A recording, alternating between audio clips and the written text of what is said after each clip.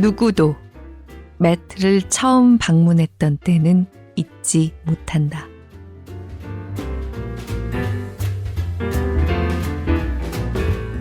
안녕하세요. 골라듣는 뉴스룸에서 함께 책 읽는 시간 북적북적입니다. 저는 권애리 기자입니다.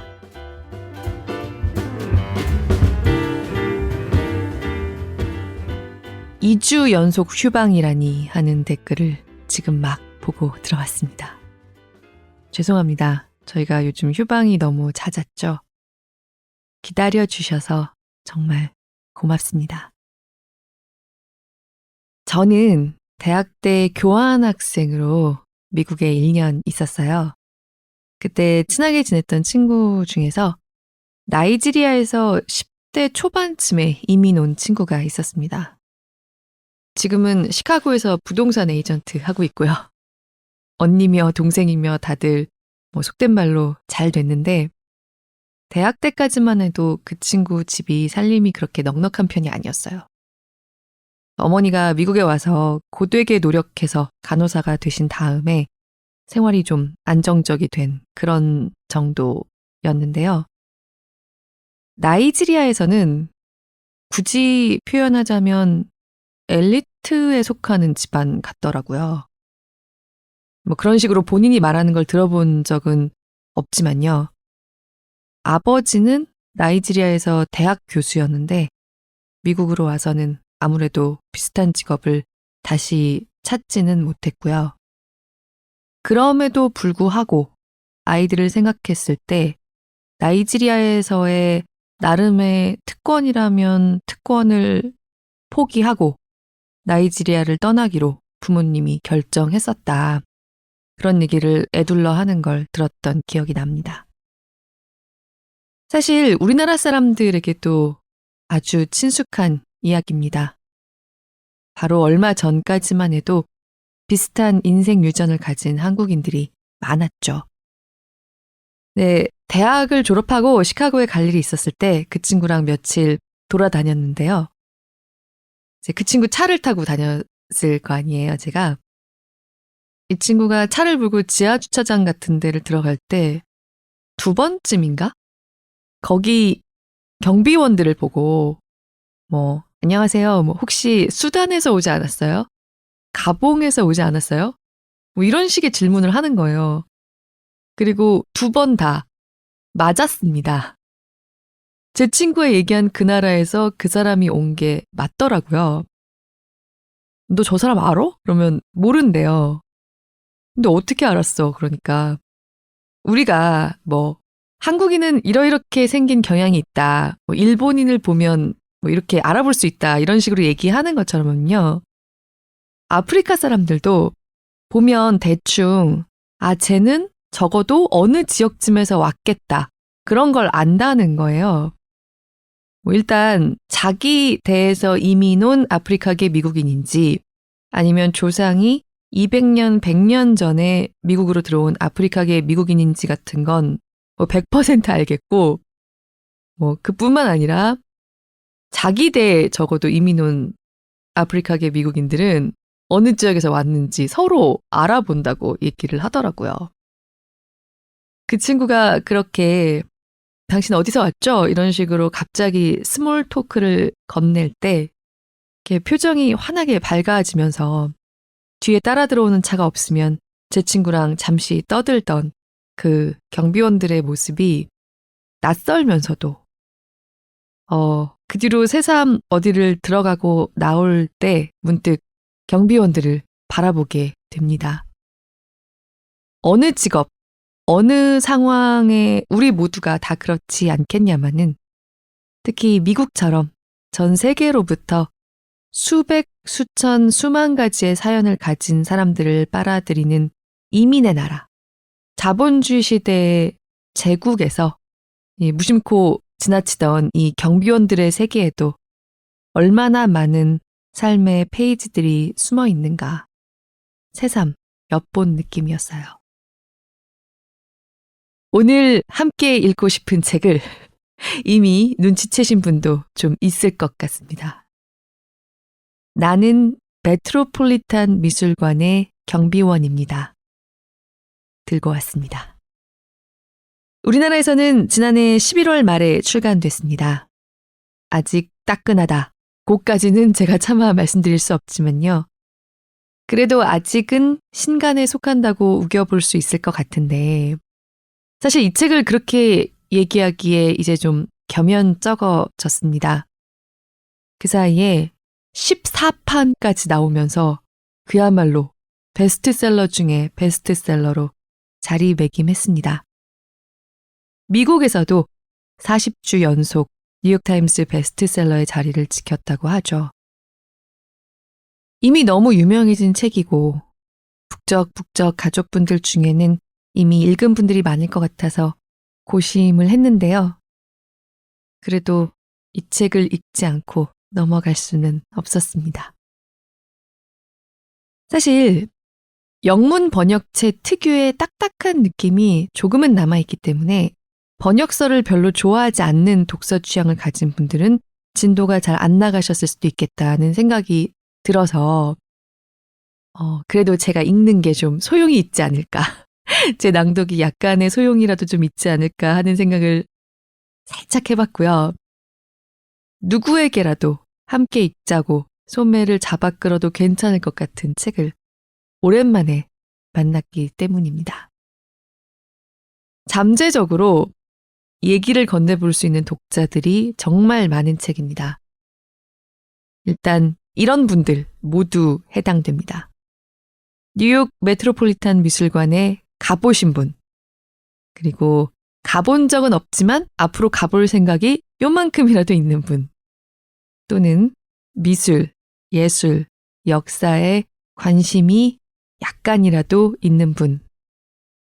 별로 그런데 관심은 없는데 어느 날 문득 내 삶이 무언가에 가로막혔을 때 내가 더 이상 기댈 곳이 없다고 느꼈던 그런 순간에 지하철 스크린도어에 쓰여진 시 한 구절, 교보문고 빌딩에 써붙여져 있던 커다란 그 문구, 또는 지나가다가 들었던 버스커의 바이올린 한 소절, 그 어떤 것으로부터든 문득 가슴을 치는 위로를 느껴본 분.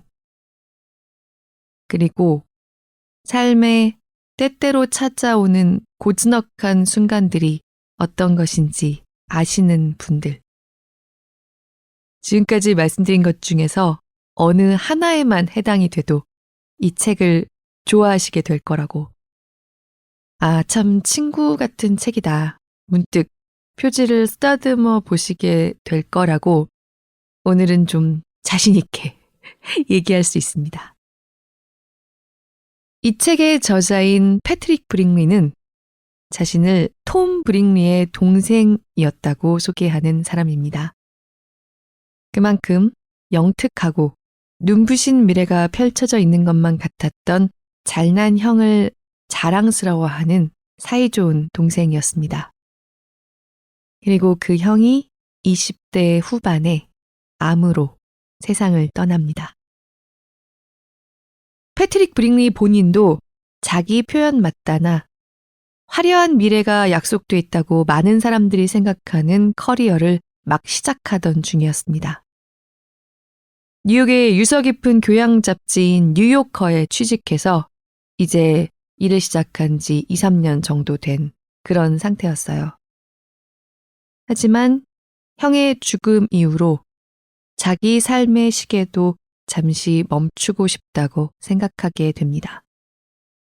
남들이 부러워하는 직장을 그만두고 메트로폴리탄 미술관의 경비원으로 2008년에 취직해서 10년간 30대 중반이 될 때까지 그 공간에 머무릅니다.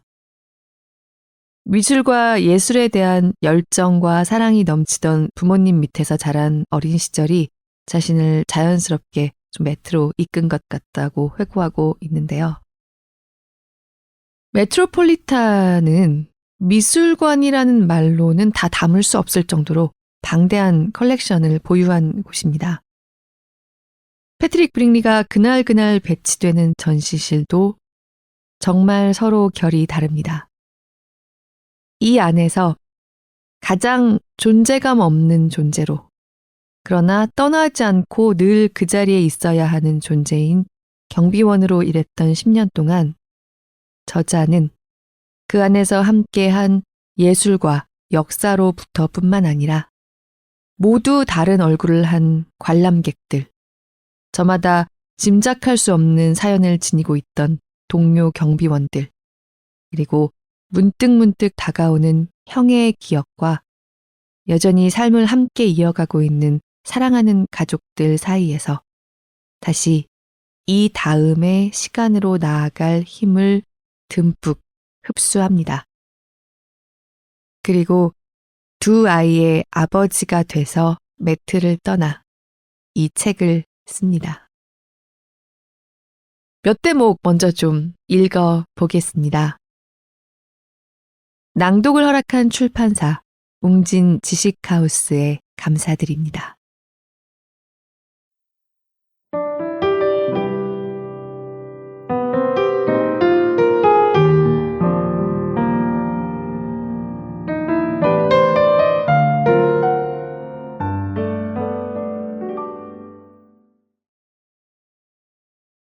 하지만 형인 톰이 갑자기 병상에 눕게 되면서 모든 우선순위가 뒤바뀌었다.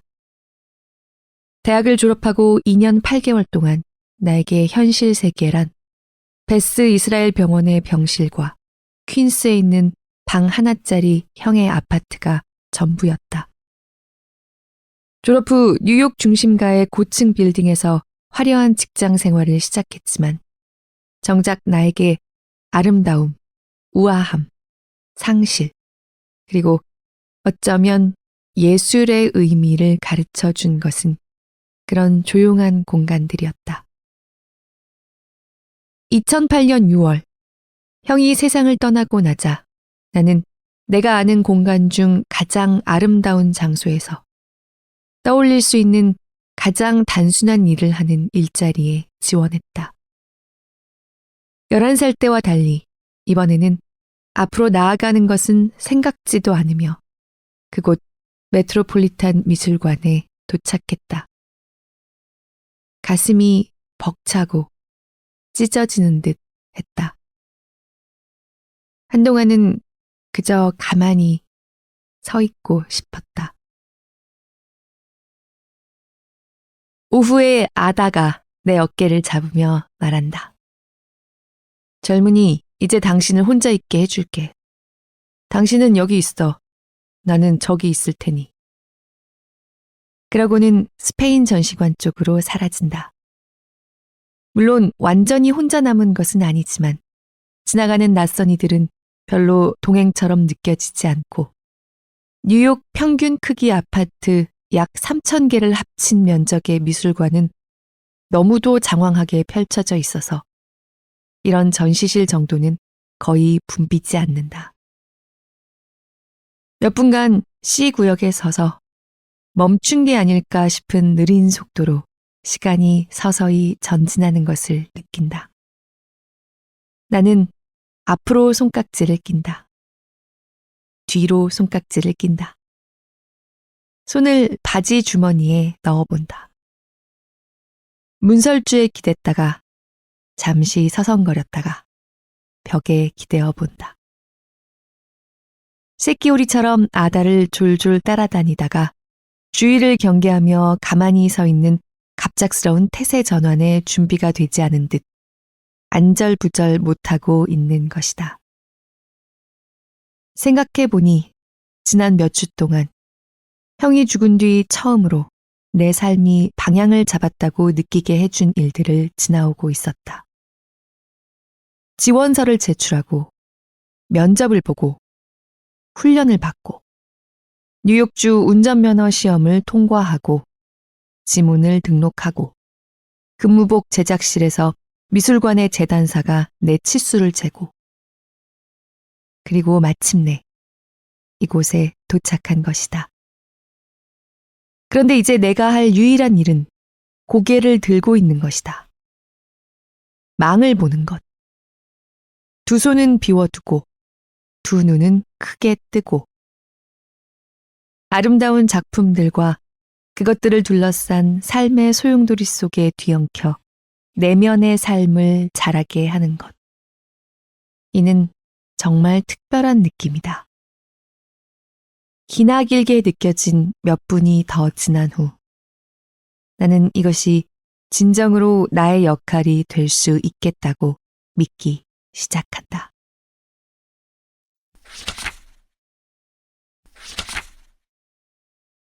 어떨 때는 허수아비로서의 내 역할을 더 뚜렷이 의식하게 되기도 한다.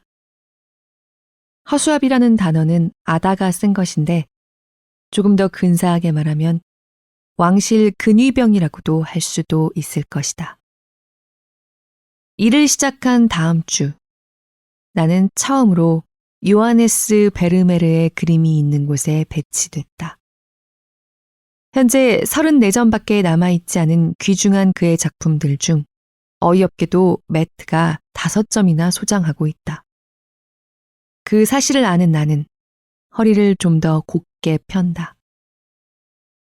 이른 아침이지만 영국, 일본, 미국 중서부 등에서 온 관광객 몇 명이 그림에 경의를 표하러 왔기 때문이다. 포니테일을 한 예쁘장한 젊은 엄마가 1665년경에 그려진 진주 귀걸이를 한 소녀의 초상화 앞에 선다. 헤이그에 있는 미술관에서 소장하고 있는 같은 테마의 더 유명한 그림으로 착각했을 수도 있지만 그렇다 하더라도 굳이 설명해서 그녀를 실망시킬 이유는 없다. 모두가 규칙을 잘 지키고 있다. 내 시선이 베르메르가 즐겨 그렸던 조용한 집안 풍경으로 가서 멈춘다. 뺨을 손으로 받치고 졸고 있는 하녀가 보이고 그 뒤로는 잘 정돈되고 텅 빈 듯한 집안의 모습이 모든 것을 특별하게 만드는 작가 특유의 빛을 받으며 펼쳐진다. 그림을 보다가 베르메르가 포착한 것이 무엇인지를 깨닫고 나는 깜짝 놀랐다. 가끔 친숙한 환경 그 자체에 장대함과 성스러움이 깃들어 있다는 느낌이 들곤 하는데 그가 바로 그 느낌을 정확히 포착한 것이었다. 그것은 나의 형 톰의 병실에서 끊임없이 들었던 느낌이었고 쥐죽은 듯 고요한 매트의 아침이면 떠올리게 되는 바로 그 느낌이기도 했다.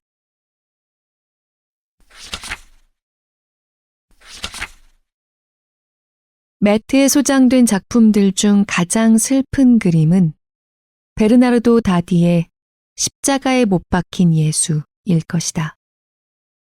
그림에 가까이 다가가 보면 엄청나게 슬픈 광경이지만 유난스럽게 묘사되어 있지는 않다. 그리스도의 몸은 위엄을 잃지는 않았지만 축 늘어져 있다.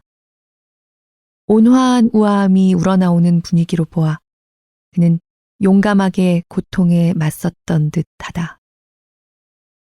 마리아와 요한은 생각에 잠겨 땅에 앉아 있다. 두 사람은 무엇보다도 지쳐 보인다. 미친 듯 흘러간 하루가 끝나고 남은 건 죽음뿐이다. 죽음이라는 그 단도직입적인 사실, 불가해한 수수께끼, 거대하고도 돌이킬 수 없는 최종적 단호함만이 두 사람을 감싸고 있다. 작품들을 지켜보는 일을 하는 나는 이 작품을 본래의 의도대로 바라볼 수 있다는 사실이 고맙다. 14세기 화가는 언젠가 예술품 비평가라는 직업이나 미술사를 전문적으로 다루는 교과서가 등장하리라고는 상상하지 못했을 것이다. 베르나르도 다디에게 그림은 고통스럽지만 꼭 해야 할 필요가 있는 생각을 돕는 도구였을 것이다. 나는 예수의 그림들에서 새롭거나 미묘한 뉘앙스를 찾는데 관심이 없다. 내가 이해한 건 다디는 고통 그 자체를 그렸다는 점이다. 그의 그림은 고통에 관한 것이다. 고통 말고는 아무것도 없다. 그래서 우리는 말문을 막히게 하는 엄청난 고통의 무게를 느끼기 위해 그림을 본다. 그렇지 않다면 그림의 정수를 보지 못한 것이다. 많은 경우 위대한 예술품은 뻔한 사실을 우리에게 되새기게 하려는 듯 하다. 이것이 현실이다 라고 말하는 게 전부다. 나도 지금 이 순간에는 고통이 주는 실제적 두려움을 다디의 위대한 작품만큼이나 뚜렷하게 이해하고 있을지 모르지만 우리는 이내 그 사실을 잊고 만다. 점점 그 명확함을 잃어가는 것이다. 같은 그림을 반복해서 보듯 우리는 그 현실을 다시 직면해야 한다.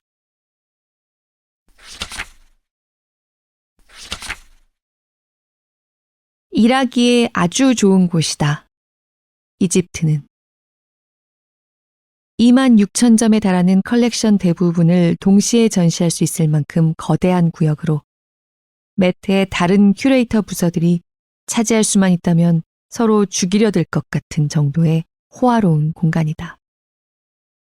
그런 엄청난 스케일에도 불구하고 이곳에 전시된 모든 것은 유별날 정도로 통일성을 보인다. 모든 유물이 아주 본질적으로 그리고 강력하게 이집트적이다. 고대 이집트인들만큼 3,000년이 넘는 긴 시간 내내 그들답게 존재한 인류는 없었을 것이다. 관람객들은 전시실에 들어서는 순간 이집트 특유의 미학을 알아본다. 무엇보다도 이집트는 우리의 상상력에 마중물을 붓는다. 왕가의 계곡, 피라미드들, 주기적으로 범람하는 나일강. 모든 것들이 지어낸 것처럼 느껴지지만 실제 했던 것들이다. 이곳은 매트의 전시관들 중 가장 다양한 방문객을 끌어들이는 곳이다. 청소년들, 트위드 재킷을 걸친 교수들부터 명상가들, 아프로 퓨처리스트 만화가들까지 혼재해 있다. 이곳의 경비원이라면 방문객들이 던지는 가장 상징적인 질문을 귀에 딱지가 않도록 자주 듣게 된다. 저기요, 이거 진짜예요? 나는 기원전 2350년에 석회암으로 소박하게 지은 마스타바인 페르네브의 무덤 앞에 배치된다. 한 젊은 커플이 다가온다. 차림새와 걷는 모습으로 보아 뉴요커 같은데 분명 매트에 와본 적이 없는 듯 보인다. 어쩌면 미술관에 발을 들인 것이 처음일지도 모른다. 눈을 커다랗게 뜨고 주위를 두리번거리며 이 상황에 신나하기보다는 뭔가를 망설이는 듯한 낯빛이 역력하다. 그들은 아직 이곳을 어떻게 대해야 할지 모르는 것이다. 실례합니다. 커플 중 남자가 말한다. 제 여자친구가 여기 있는 유물들이랑 다른 것들 모두가 진짜라는데 정말 그러니까 진짠가요? 나는 그렇다고 답한다. 그렇지만 그게 무슨 뜻이죠? 남자가 밀어붙인다. 저것들이 막 오리지널이에요? 다 진품이에요? 이집트에서 온? 나는 유물들이 이집트에서 왔다고 답한다. 그러면 여기 이게 이번에는 여자가 말한다. 그러면서 동시에 화강암으로 된 사자상의 갈기를 쓰다듬으려 손을 뻗자 나는 가볍게 그녀를 저지한다. 아, 그렇지. 미안해요. 그러면 여기 이거 얼마나 오래된 거죠? 나는 5,000년 된 석상이라고 답한다. 5,000년? 그녀가 말한다. 5,000년. 그가 말한다. 둘은 그게 별거 아니라는 듯 장난스럽게 주고받으며 되풀이한다. 그런데요, 이제 남자친구 쪽이 내게 정말 솔직하게 말해달라는 투로 묻는다. 이 모든 게 다 정말 진짜일 리는 없잖아요. 이 커플이 퍽 마음에 든 나는 그들이 미술관에서 가장 오래된 유물들이 들어있는 전시 케이스를 들여다보는 걸 지켜본다. 그들은 구석기 시대의 손도끼와 신석기 시대의 화살촉 하나하나를 시간을 들여 차분히 살펴본다. 그들이 이토록 느리게 이동하는 이유가 짐작이 간다. 이 미술관이 얼마나 큰지 전혀 모르는 것이다. 여자는 동행의 옆구리를 쿡쿡 찌르며 한 라벨에 적힌 정보를 가리킨다. 그녀의 주의를 끈 것은 아마도 그 손도끼가 기원전 30만 년에서 9만 년 사이에 만들어졌다는 정보였을 것이다. 깨알같이 적힌 이 기간에 약 1000번의 미국 역사가 반복될 만큼의 시간이 담긴 셈이다. 시선을 30cm 정도 옮겼을 뿐인데 그들은 수만 년의 역사를 통과해 인류, 그 중에서도 이집트 문명이 궤도에 오르고 있던 세계로 들어선 것이다. 7000년 전 부싯돌로 만든 이 우아한 화살촉들은 하늘의 작은 새들을 쏘는데 쓰였을 것이다. 우리 뉴요커 커플은 인내심을 갖고 집중하고 있다. 어쩌면 그들은 이 믿기 어려운 선사시대 유물들이 현실과 동떨어져 있다고 느낄지도 모른다. 아니면 저 손도끼가 자기 손에 얼마나 잘 맞을지 알아차렸을 수도 있다. 아마도 그들은 10만 년이라는 시간이 도대체 어떤 의미인지 실감하려고 애쓰고 있을 것이다. 어쩌면 상상력을 동원하는 과정에서 마침내 이 물건들에 대해 현실감을 가지게 되었고 점차 다른 사람들과는 꽤 다른 시각으로 물건들을 보고 있을 수도 있다. 이 전시를 기획한 큐레이터조차도 이 물건들을 현실 속의 일상에 동화시키는데 성공하지는 않았을 것이다. 우리가 지질학적 시간이나 천문 공간을 대할 때처럼 노력한다면 이 엄청나게 방대한 인류의 계보를 조금은 엿볼 수 있다. 하지만 노력을 멈추는 순간 우리는 그 현실을 잊고 만다. 우리가 언제든 과거를 기억할 수 있게 해주는 장소인 박물관들에 대한 고마움으로 내 가슴이 점점 벅차오른다.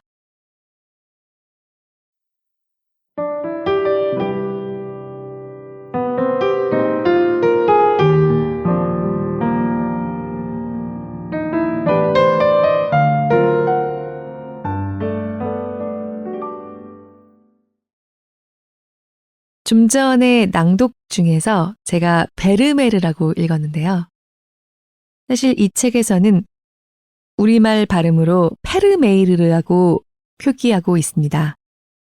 아마 그게 실제 발음에 더 가까울 겁니다. 하지만 우리나라에서는 워낙 베르메르로 잘 알려진 화가라 저는 일부러 베르메르로 읽었습니다. 말씀을 드리고 싶습니다. 북적북적 가족분들 중에는 기억하시는 분들도 있을 것 같은데 저는 2021년에 뉴욕에서 1년을 지냈습니다. 그리고 저 역시 이 메트로폴리탄 미술관에 가는 걸 참 좋아했어요. 지금도 생생해요.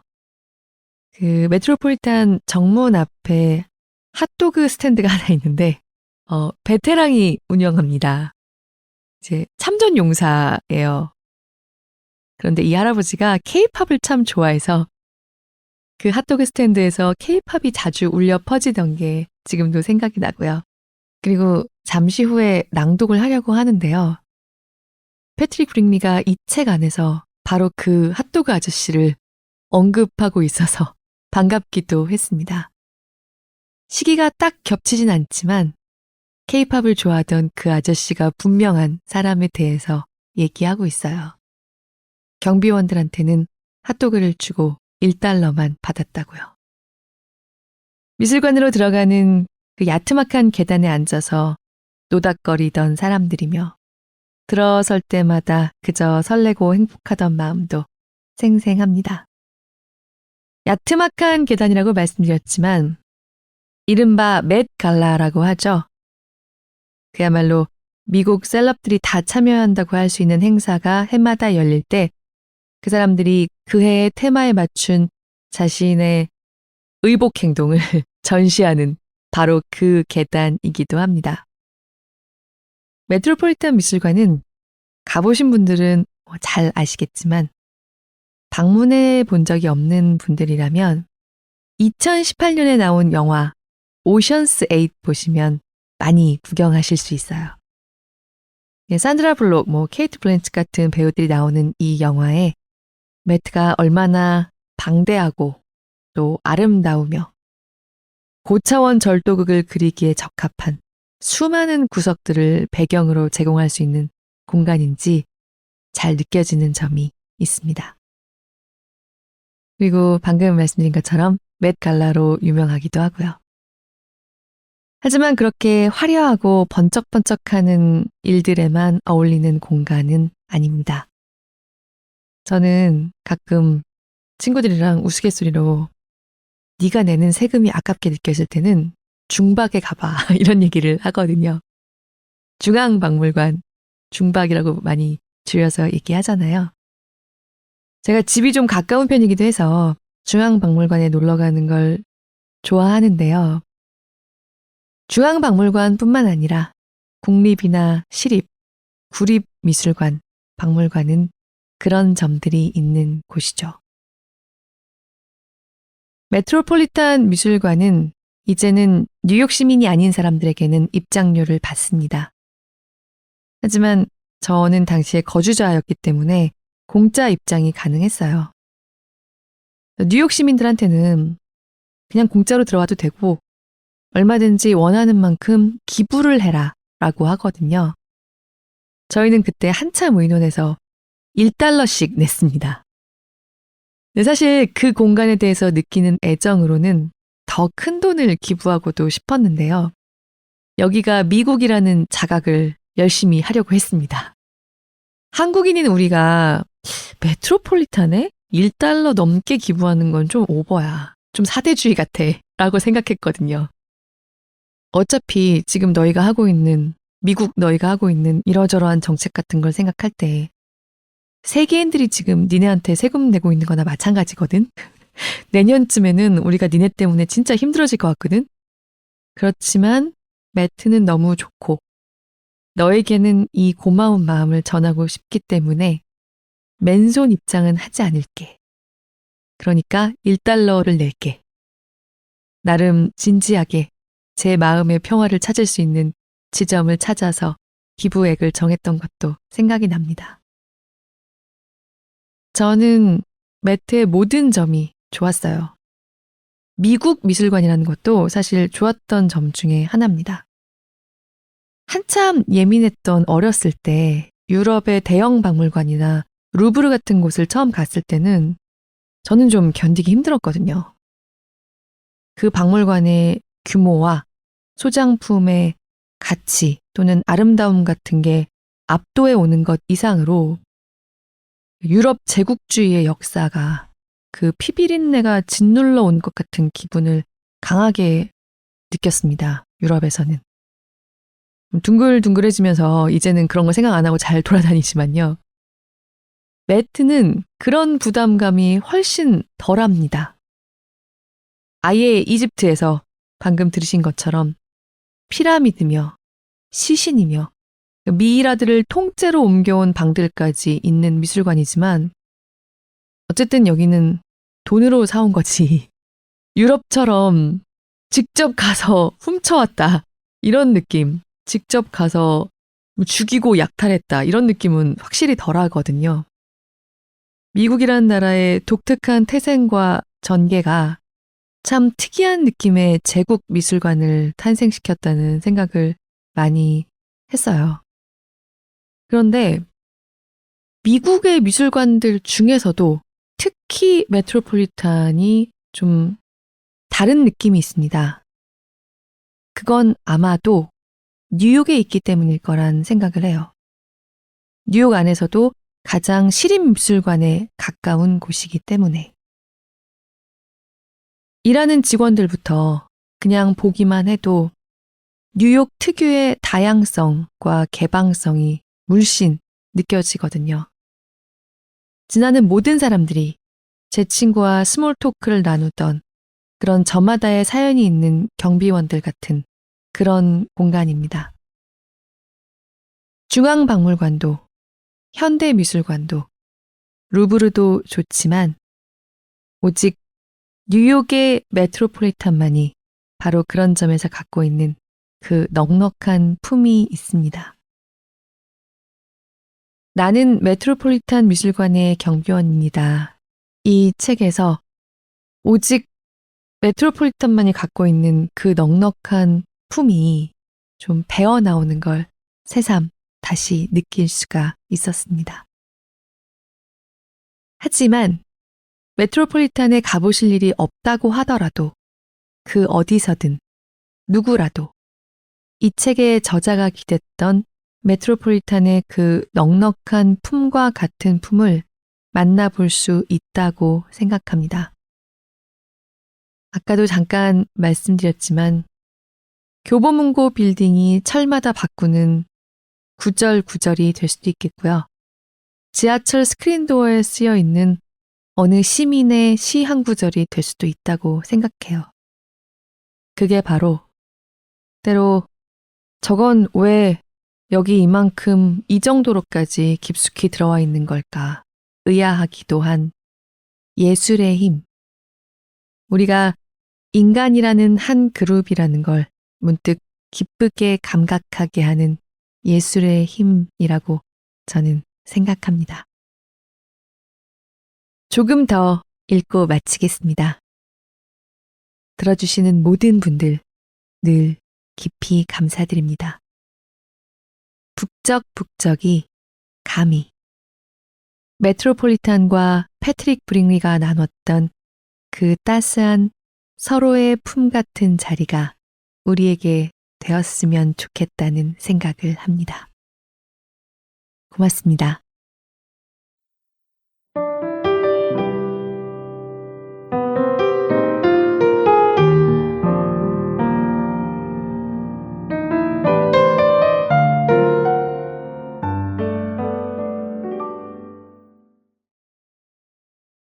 어느 날 오후 초기 르네상스 전시실에 서서 기분 좋게 놀란 표정을 짓고 있는 한 남자를 바라보고 있다. 그는 두 초가 그린 성모와 성자의 아름다운 베일 주름과 그 리듬, 섬세함을 응시하고 있다. 그가 나에게 말을 건다.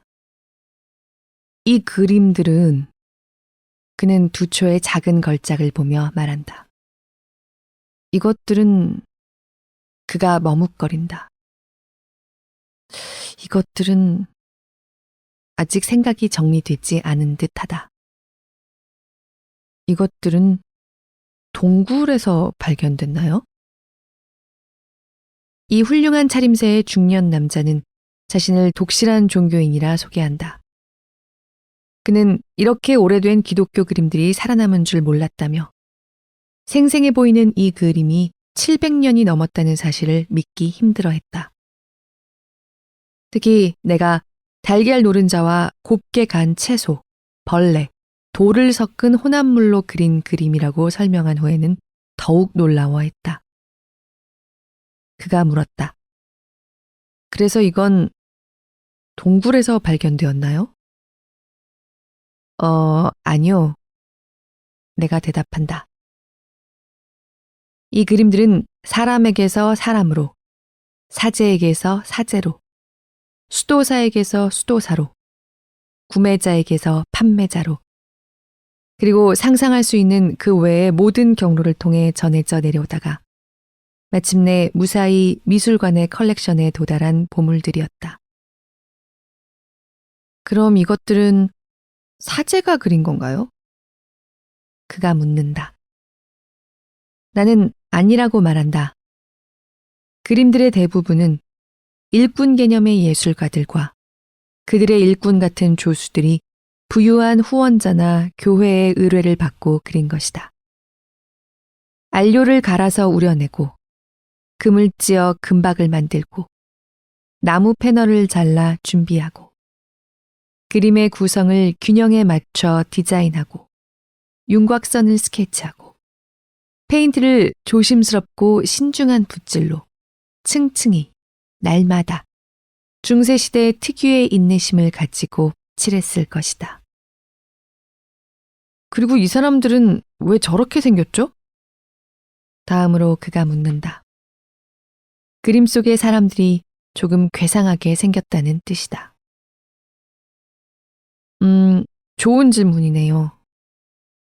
나는 말을 이어가면서 동시에 생각을 정리해야 한다. 다음은 내 답변을 상당 부분 그 의미만 옮긴 것이다. 그러니까 예술가들은 오랫동안 그림을 사진처럼 보이도록 만드는데 별로 신경을 쓰지 않았어요. 일단 그들은 사진을 본 적이 없었고 그런 것이 존재할 수 있다는 건 꿈도 꾸지 않았어요. 또 그들은 보통 천사나 성인 같은 소재를 그렸는데 그것들을 거의 상징적 기호에 가까운 아름다운 디자인으로 잘 묘사할 수 있었어요. 하지만 두초의 이 그림은 르네상스 초기에 그린 거예요. 그때는 사람 자체에 대한 관심이 폭발하던 시기였어요. 사람이 어떻게 생겼는지, 무슨 생각을 하는지, 무엇을 이룰 수 있는지, 그들의 삶과 꿈은 무엇으로 구성되는지. 그 이전에는 인간이란 지구에서 짧은 생을 보낸 후에 내세로 나아가는 죄 많고 타락한 생명체라고 생각했기 때문에 이런 건 상당히 새로운 견해였어요. 그러다 보니 르네상스 시대 예술가들은 새로운 방식을 고안해내야 했어요. 만물을 보는 방식을 말이죠. 사물의 표면, 들꽃, 우리의 몸, 얼굴처럼 눈에 보이는 세계에 주의를 기울이면서도 동시에 조화로운 신의 섭리와 위계에 대한 믿음을 보여줄 수 있는 방식을요. 놀랍게도 그들은 성공했어요. 그들이 발견한 만물 간의 균형을 맞추고 우연과 영원을 조화시키는 방법은 오늘날 당신과 내가 세상을 보는 방식에도 작용하고 있고 수많은 후대 예술가들에게도 영향을 주었죠. 우리는 지금 그 탐구의 첫걸음을 보고 있는 거예요. 조금 거칠지만 매우 신선하고 아름답다고 생각해요. 내가 갈팡질팡하며 설명하는 동안 남자는 그런 이야기에 굶주린 듯 귀를 기울인다. 보기 드문 사람이다. 아는 척을 하거나 비웃음을 두려워하지 않고 마음의 문을 활짝 열어 수많은 새로운 아이디어들의 충돌을 반기는 사람. 나는 온종일 감탄했던 다른 어떤 것보다도 이 남자의 개방적인 태도에 더 탐복한다. 남자는 나에게 감사를 표한 후 떠났고 그때부터 나는 그와 비슷한 사람들을 찾아 나서는 습관이 생겼다. 그는 듣는 사람이었다. 대부분은 말하는 사람들이다. 간혹 말을 하면서 생각하는 사람들도 있다. 나를 향해 엄청나게 천천히 독백을 하는 한 여자가 있었는데 노력이 하도 정성스럽고 진지해서 그 마법의 힘이 풀릴까 두려워 감히 움직일 수조차 없었다. 이 재능 있는 예술가들. 그녀는 안데스의 오지에 광활한 풍경을 올려다보며 중얼거린다. 얼마나 아름답게 그렸는지 좀 봐요. 얼마나 능숙하게 잘 그렸는지. 몇 달, 몇 년 동안 잊혀지지가 않죠. 계속 떠올리게 되죠. 휴식 같은 곳으로 나를 계속 데려다 놔요. 대단해. 사진을 보고 그린 것도 아닌데. 단지 눈으로 본 것일 텐데. 그리고 그렸을 텐데 말이죠. 내가 그녀에게 또 다른 아메리카 대륙의 풍경화인 강의 공유가 있다고 알려주자 그녀는 그걸 들여다보러 가야겠네요 라고 답한다. 사람들은 화려한 옷차림에 바빠 보이는 사람들한테는 취하지 않을 태도로 경비원들을 대한다. 전시가 마음에 들 때는 곁으로 다가오며 우리가 평생 이토록 아름다운 걸 본 적이 있는지 궁금해한다. 전시가 예술인 척하는 콧대 높은 헛소리라고 생각할 때는 당신과 나 빼고 모두가 이 개똥 같은 걸 좋아하는 것 같다는 메시지를 담은 눈빛을 보낸다. 아무래도 이건 유니폼 때문인 것 같다. 유니폼은 우리를 부자에게든 서민에게든 누구에게라도 공감해 줄 것 같은 허름한 신사 정도로 보이게 한다. 거기에 더해 우리는 관심을 구걸하지 않는다. 우리가 만약 무엇이든 물어보세요 라고 쓰인 천박한 배지를 옷깃에 달고 있었다면 방문객들은 우리를 업신여겼을 게 분명하다. 하지만 미술관 경비원들은 그런 배지 따위와는 정반대다. 우리가 침묵에 만족하고 있다는 것은 누가 봐도 확실해 보인다. 그렇지만 누구라도 다가가서 방해해도 괜찮다는 것 또한 분명해 보인다. 한편 사람들은 내 마음을 읽는데도 꽤 능숙하다. 내가 생각에 몰두하고 있을 때면 그들은 대부분 나를 혼자 내버려 둔다. 최근에는 내 표정에 뭔가 개방적이고 환영하는 듯한 느낌이 생겼는지 점점 더 많은 사람들이 이 사람한테 물어보자 라는 흔한 대사 같은 말을 내뱉으며 다가온다. 나는 사람들이 당황하여 나에게 질문하는 것을 특히 즐긴다. 사람들의 당황한 모습을 좋아하는 것이다. 그들처럼 계획이 뒤죽박죽된 채로 매트를 비틀거리며 돌아다니는 것이 말이 되지 보는 것마다 성큼성큼 받아들이는 유식한 사람들이 오히려 잘못되었다고 생각한다. 당황한 사람들은 놀라운 것들을 보고 놀란다. 숨이 닿을 거리에 피카소 작품이 걸려 있다거나 고대 이집트 신전 하나가 통째로 뉴욕에 옮겨져 있는 모습에 놀란다. 이럴 때마다 내 안에 그 어떤 우월감을 뽐내고 싶은 충동이 일지라도 억누를 뿐 아니라 그런 충동이 어리석고 터무니없다고 치부하는 법을 배운다. 우리 중 누구도 이 주제, 그러니까 이 세상과 그 모든 아름다움에 관해 많은 것을 알지는 못한다. 미켈란젤로가 태어난 해와 죽은 해를 알지언정 막상 그의 작업실이나 페르시아의 세밀화가, 나바오족의 바구니 짜는 장인의 작업실 등등 예술의 현장에 가면 자신의 무지를 얼마나 압도적으로 실감하게 될 것인가. 심지어 그 예술가들조차도 거대하고 갈피를 잡을 수 없기 일수인 이 주제를 제대로 파악하지 못할 것이다. 그들도 매트에서는 길을 잃을 것이다.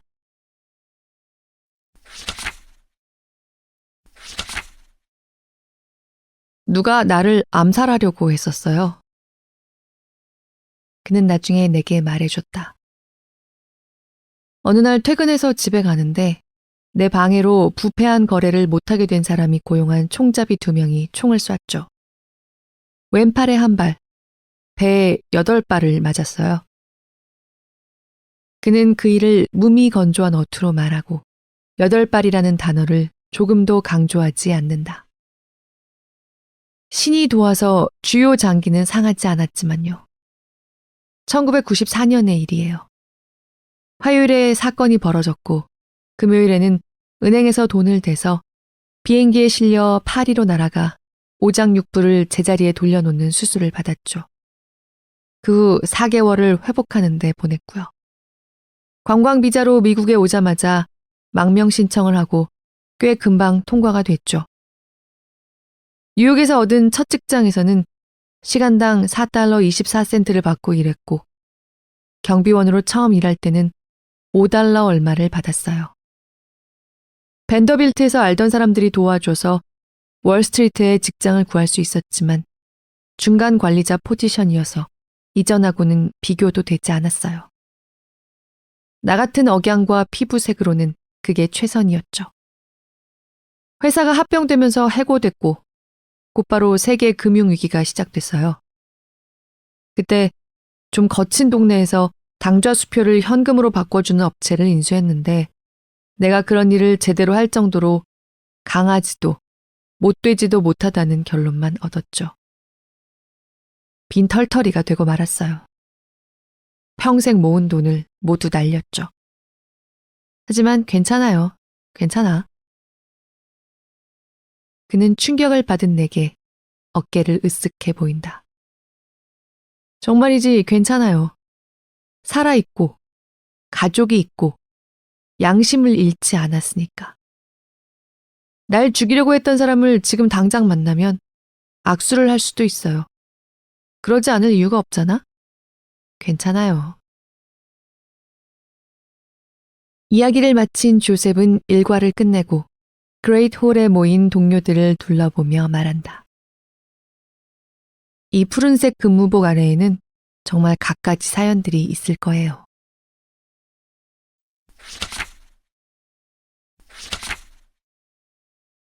동료 경비원들이나 관람객들과 나눈 짧은 소통에서 찾기 시작한 의미들은 나를 놀라게 한다.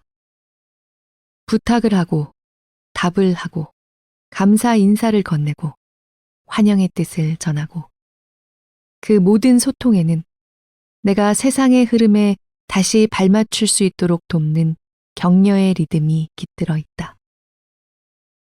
비타는 다른 무엇보다도 그 리듬을 상실하는 것이다.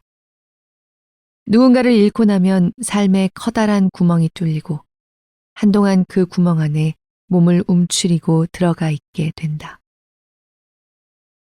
여기서 일하면서 나는 매트라는 웅장한 대성당과 나의 구멍을 하나로 융합시켜 일상의 리듬과는 거리가 먼 곳에 머물 수 있는 기회를 잡았다고 생각했다. 그러나 일상의 리듬은 다시 찾아왔고 그것은 꽤나 유혹적이었다. 그리고 나는 스스로가 영원히 숨을 죽이고 외롭게 살기를 원치 않는다는 사실을 깨달았다. 사람들과의 소통에서 만들어지는 운율을 깨닫는 것은 내가 자라서 어떤 어른이 될 것인지를 깨닫는 것처럼 느껴진다. 내가 삶에서 마주할 대부분의 커다란 도전들은 일상 속에서 맞닥뜨리는 작은 도전들과 다르지 않다. 인내하기 위해 노력하고, 친절하기 위해 노력하고, 다른 사람들의 특이한 점들을 즐기고, 나의 특이한 점을 잘 활용하기 위해 노력하고, 관대하기 위해 노력하고, 상황이 좋지 않더라도 적어도 인간적이기 위해 노력하는 것. 어느 여름날 체크박스에서 일을 하게 되었다. 랜디가 내 오른쪽에서, 에타는 왼쪽에서 일을 하고 있었다. 우리 셋은 팔꿈치를 탁자에 기댄 채 수다를 떨면서 손님이 오지 않는 빈 공간을 바라보고 있다. 관람객이 한 명 들어온다. 랜디가 허리를 펴고 전형적인 뉴욕 스타일의 침착함을 보이며 그 젊은 여성의 스트랜드 백을 받아든다. 가방 안에 뭘 가지고 다니시나요, 아가씨? 그가 윤택한 바리톤 목소리로 말한다. 야, 뉴욕타임스를 읽는군요. 좋아요, 아가씨. 좋은 신문이죠. 그는 머리 위 선반에 그 가방을 보관하고 돌아서더니 난데없이 자신의 캐치프레이즈를 외친다. 그날이 그날 같아. 두 번째 손님이 온다. 이번에는 에타가 자세를 고쳐 선다. 하지만 알바니아로 가는 비행기 표값에 관해 나와 나누던 대화를 멈추지 않는다. 남자 손님의 자전거 헬멧은 받아들지만 그를 완전히 무시하는 그녀를 보면서 내 안의 미드웨스트 지역 감성은 미국 거의 전역에서 그런 태도는 무례하다고 여겨질 것이라고 생각한다. 그러나 내 안의 뉴요커 감성은 여기에는 다른 문화가 존재하고 일하는 사람들도 인간으로 살아갈 여유가 더 허용된다는 사실을 떠올린다. 신사가 보관 영수증을 받아들고 고맙다는 인사를 하자 그녀는 친절한 표정으로 그에게 윙크를 날린다. 마침내 세 번째 손님이 온다. 나는 내가 어떤 코트룸 직원으로 비춰지고 싶은지 정확히 알고 있기 때문에 허리를 바르게 펴고 그를 맞이한다. 사실 내가 어떤 경비원인지도 이제는 알 것 같은 느낌이 든다. 휴식 시간이 된다. 랜디가 가서 쉬라고 손짓했고 나는 널찍한 돌계단에 앉아 점심을 먹기 위해 밖으로 나간다. 태양이 빛나고 고층 아파트들이 은은한 빛을 발하고 두 앞 가수들이 동전을 모을 모자를 돌리고 샛노란 옐로캡 택시들이 빠른 속도로 지나가서 민들레를 문지른 자국처럼 보일 때면 5번가는 믿을 수 없을 정도로 아름답다. 가판대에서 겨자 소스를 바른 핫도그를 하나 사서 그는 경비원들한테는 1달러만 받는다. 외지인 무리 사이에 끼어앉아 나 혼자 유일하게 이곳에 속한 사람이라는 기분을 즐긴다. 계단에 편히 자리를 잡은 나는 재킷 단추를 열고 클립으로 부착하는 넥타이를 떼고 공중에서 이런 나를 내려다보면 얼마나 멋진 한 폭의 그림으로 보일까 생각한다. 이 위대한 도시의 심장부에 있는 위대한 미술관의 계단에 작은 경비원 하나가 앉아 있다. 작지만 더 이상 보이지 않는 존재는 아니다. 앉은 자리는 편안하고 근무복은 몸에 잘 맞는다. 합성 섬유로 만들어진 재킷 주머니에서 작은 공책을 하나 꺼내 들고 머리에 떠오르는 포부들을 몇 개의 문장으로 적는다. 과거에는 대부분 수동적인 태도로 매트와 매트의 소장품들을 일종의 보이지 않는 눈으로 관찰했다면 이제는 새로운 태도를 취할 수 있을 것 같다. 예술을 흡수하는 데 오랜 시간을 보냈지만 이제는 그러는 대신 예술과 씨름하고 나의 다양한 측면을 모두 동원해서 그 예술이 던지는 질문에 부딪혀보면 어떨까? 미술관에 발을 들여놓는 사람이라면 누구나 덤벼볼 만한 가치가 있는 숙제 같다. 예술을 경험하기 위해 사고하는 두뇌를 잠시 멈춰뒀다면 다시 두뇌의 스위치를 켜고 자아를 찾아보는 것도 좋지 않을까? 그렇게 하면 더 많은 것을 배울 수 있지 않을까?